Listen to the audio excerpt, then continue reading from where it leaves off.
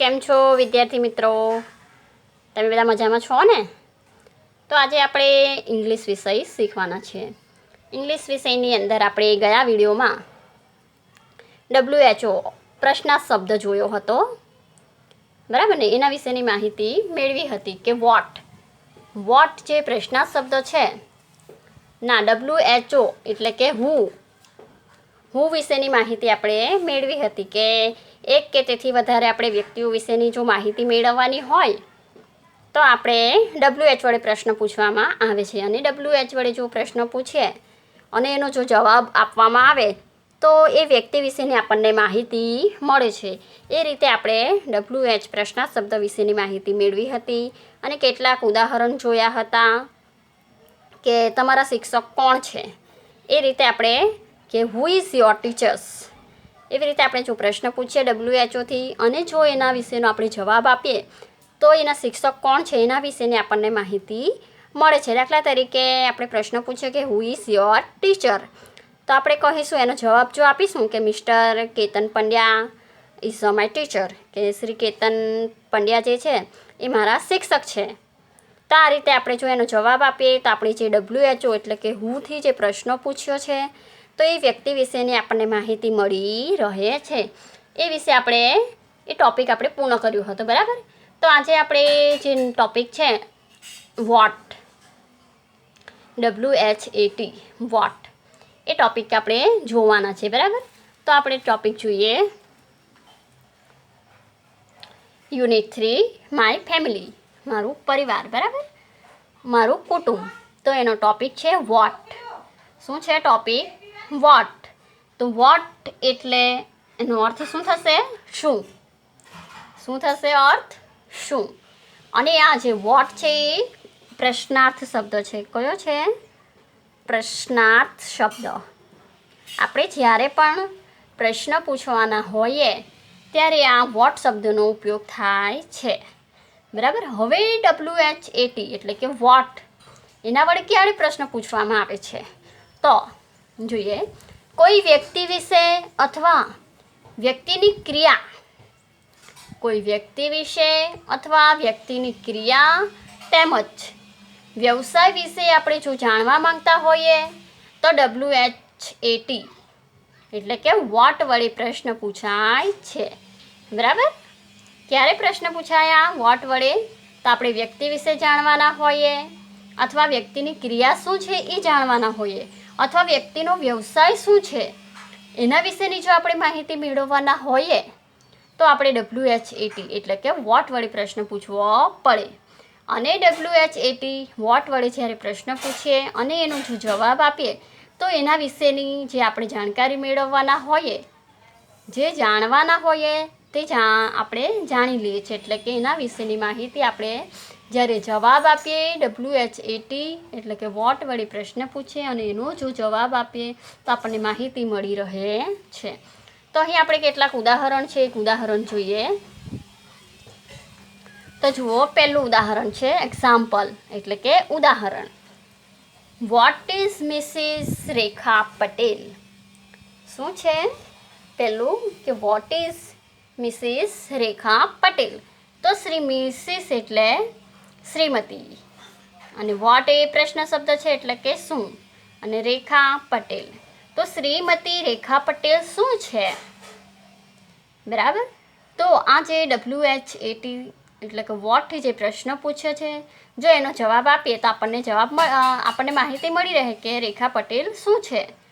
તો આપણે એનો જવાબ આપીએ કે શ્રીમતી રેખા પટેલ શિક્ષિકા છે. કોણ છે? શિક્ષિકા. તો આપણે લખીએ કે Mrs Rekha Patel is a teacher. આપણે એનો જવાબ આપ્યો તો આપણને એની માહિતી મળી કે રેખા પટેલ એ કોણ છે? તો શિક્ષિકા છે, બરાબર? એવી જ રીતે આગળનું ઉદાહરણ જોઈએ, ઉદાહરણ નંબર 2. તો બીજું ઉદાહરણ છે સીમા શું કરી રહી છે. સીમા શું કરી રહી છે? તો શું. આ જે શું છે પ્રશ્નાર્થ શબ્દ. કયો છે પ્રશ્નાર્થ શબ્દ? તો WHAT એટલે કે વોટ. કરી રહી છે અહીં ચાલુ ક્રિયાપદ છે, ક્રિયા હજુ ચાલવાની હશે કે શું કરી રહી છે? તો આપણે જ્યારે એનો જવાબ આપીએ અથવા પહેલાં એને પ્રશ્નાર્થ જે વાક્ય છે એને અંગ્રેજીમાં બનાવીએ કે વોટ ઇઝ સીમા ડુઈંગ? સીમા શું કરી રહી છે? તો આપણે એનો જો જવાબ આપીએ કે સીમા પુસ્તક વાંચી રહી છે. સીમા પુસ્તક વાંચી રહી છે. તો આપણે એનું અંગ્રેજી કરીએ કે સીમા ઇઝ રીડિંગ અ બુક. શું થશે? સીમા ઇઝ રીડિંગ અ બુક. કે સીમા પુસ્તક વાંચી રહી છે. બરાબર. હવે આગળ જોઈએ. આગળના સેન્ટેન્સ આપણે પ્રશ્નાર્થ વાક્ય બનાવીએ કે નીતિન મોદી શું છે? નીતિન મોદી શું છે? તો આપણે કહીએ પ્રશ્નાર્થ વાક્ય બનાવીએ પહેલાં તો એનું અંગ્રેજીમાં કે શું. તો આપણે વોટ ઇઝ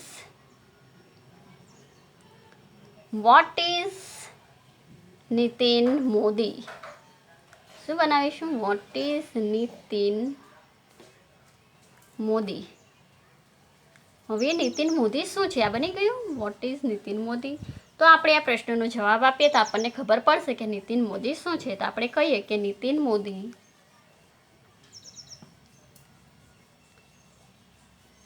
પેઇન્ટર છે. શું છે?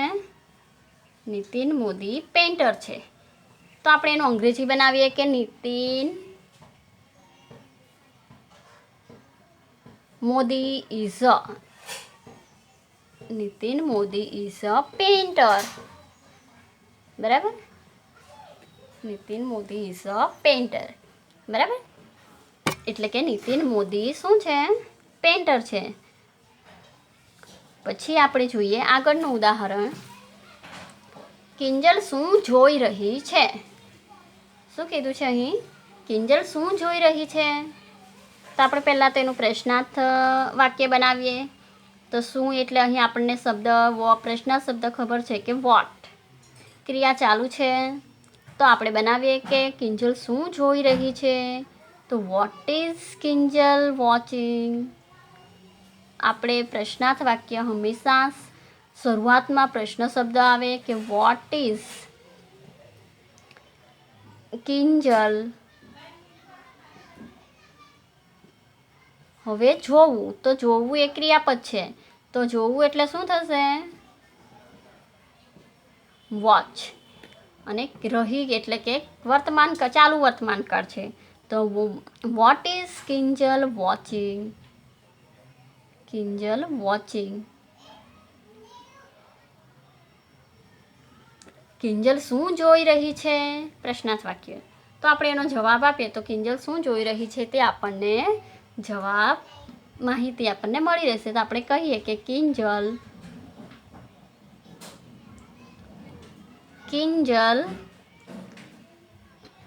ઝાડ જોઈ રહી છે.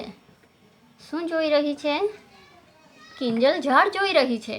તો આપણે એનું અંગ્રેજી વાક્ય બનાવીએ કે Kinjal is watching a tree. ક્રિયા ચાલુ છે. બરાબર. જોવાની ક્રિયા હજુ ચાલી રહી છે કે પૂર્ણ થઈ નથી. એટલે આઈએનજી આપણે પ્રત્યે લગાવીએ છીએ. બરાબર ને. Kinjal is watching a tree. ઝાડ એટલે ટ્રી. બરાબર. જો એનું ઉચ્ચારણ તમને ના ખબર હોય તો આ રીતે થશે. Kinjal is watching a tree. બરાબર. આ રીતે ઉચ્ચારણ પણ એનું થશે. પછી આગળ જોઈએ. આગળ 5મું વાક્ય જોઈએ. તો સાહિલ શું કરી રહ્યો છે? સાહિલ શું કરી રહ્યો છે? તો આપણે એનું કઈ રીતે સેન્ટેન્સ બનાવીશું? સાહિલ જે છે એની ક્રિયા ચાલુ છે. તો આપણે કરીશું વોટ ઇઝ સાહિલ ડુઈંગ. શું કરીશું આપણે? વોટ ઇઝ સાહિલ એટલે સાહિલ શું કરી રહ્યું છે? What is Sahil doing? કરવું એટલે ડુ. અને ક્રિયા ચાલુ છે. ચાલુ વર્તમાન કાળ છે. એટલે આઈએનજી પ્રત્યે લગાવીને વોટ ઇઝ સાહિલ ડુઈંગ. આપણે પ્રશ્નાર્થ વાક્ય બનાવી દીધું. તેનું ઉચ્ચારણ શું થશે? What is Sahil doing. કે સાહિલ શું કરી રહ્યો છે, બરાબર. તો આપણે એનો જવાબ આપીશું તો આપણને સાહિલ શું કરી રહ્યો છે તે આપણને ખબર પડશે, એટલે કે એના વિશેની આપણને માહિતી મળશે. તો આપણે કહીએ કે સાહિલ રમી રહ્યો છે. સાહિલ શું કરી રહ્યો છે? તો રમી રહ્યો છે. આપણે કીધું કે સાહિલ રમી રહ્યો છે, તો આપણે એનું અંગ્રેજી સેન્ટેન્સ બનાવીશું કે સાહિલ ઇઝ રમવું એટલે પ્લે, અને ક્રિયા હજુ રમવાની ક્રિયા ચાલુ છે, એટલે આપણે શું કરીશું? આઈએનજી પ્રત્યય લગાવીશું, એટલે કે સાહિલ ઇઝ પ્લેઇંગ. શું થશે ઉચ્ચારણ એનું? Sahil is playing. બરાબર. આ રીતે આપણે સેન્ટેન્સ બનાવી શકીએ છીએ. હવે આગળ જોઈએ. આગળ છે 6થા નંબરનું. જુઓ, શ્રીમતી જ્યોત્સના દેસાઈ શું છે? હવે શ્રીમતી જ્યોત્સના દેસાઈ શું છે? તો આપણે પ્રશ્નાર્થ વાક્ય કઈ રીતે બનાવીશું? તો પ્રશ્નાર્થ વાક્ય બનાવીએ એટલે પહેલાં વોટ આવે, બરાબર. પહેલાં વોટ આવશે, પછી શું આવશે કે વોટ જ્યોત્સના દેસાઈ શું છે? તો આપણે કહીશું કે પ્રશ્નાર્થ બનાવવાનું છે, એટલે વોટ ઇઝ મિસિસ, અહીં શ્રીમતી એટલે કે Mrs. What is Mrs Jyotsna Desai? Jyotsna Desai, બરાબર. આ પ્રશ્નાર્થ વાક્ય બનાવ્યું કે what is Mrs Jyotsna Desai. હવે આપણે એનો જવાબ આપીએ કે શ્રીમતી જ્યોત્સના દેસાઈ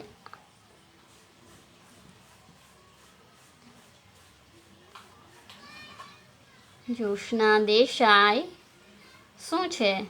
તો જ્યોત્સના દેસાઈ આપણે કહીએ કે વકીલ છે. શું છે? વકીલ છે.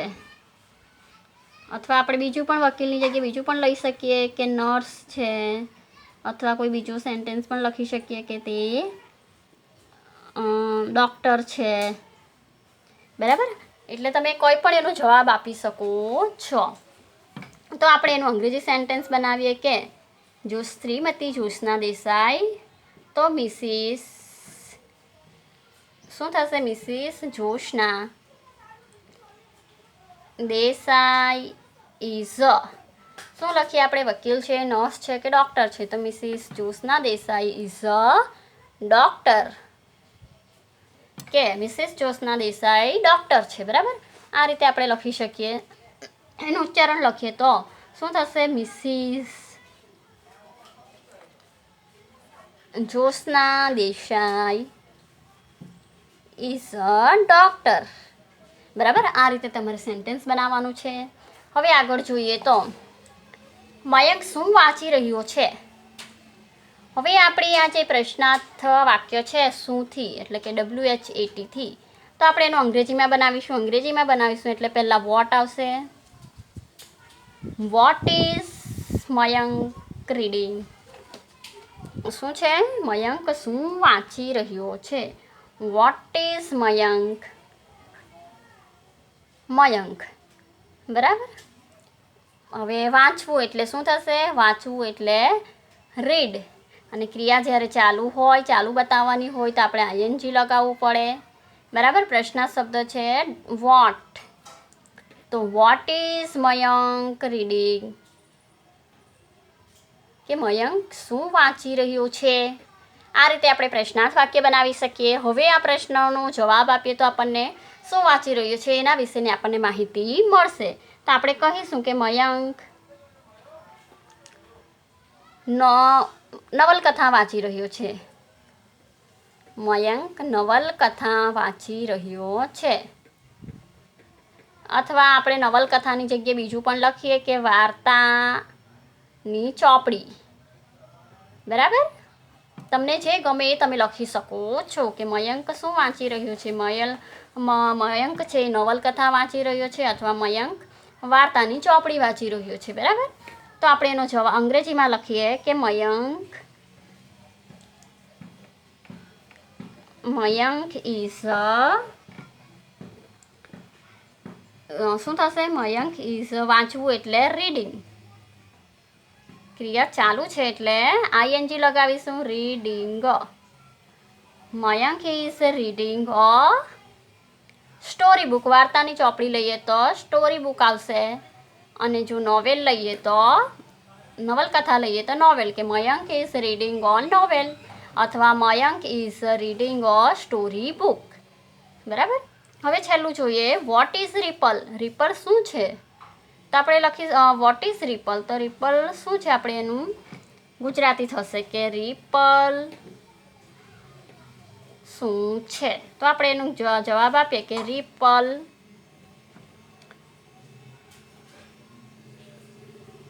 ટીચર છે. રિપલ ટીચર છે. બરાબર. તો આપણે એનું અંગ્રેજી શું થશે કે ripple is a teacher. Ripple is a teacher. આ રીતે આપણે જવાબ આપી શકીએ છીએ. બરાબર. તો મિત્રો, આપણે આ જે ટોપિક છે WHOT વોટ, બરાબર, તો એ ટોપિકને આપણે અહીં પૂર્ણ કરીએ છીએ. વોટ ટોપિકને આપણે અહીં પૂર્ણ કરીએ છીએ. બરાબર. અને નવા ટોપિક સાથે આપણે ફરી પાછું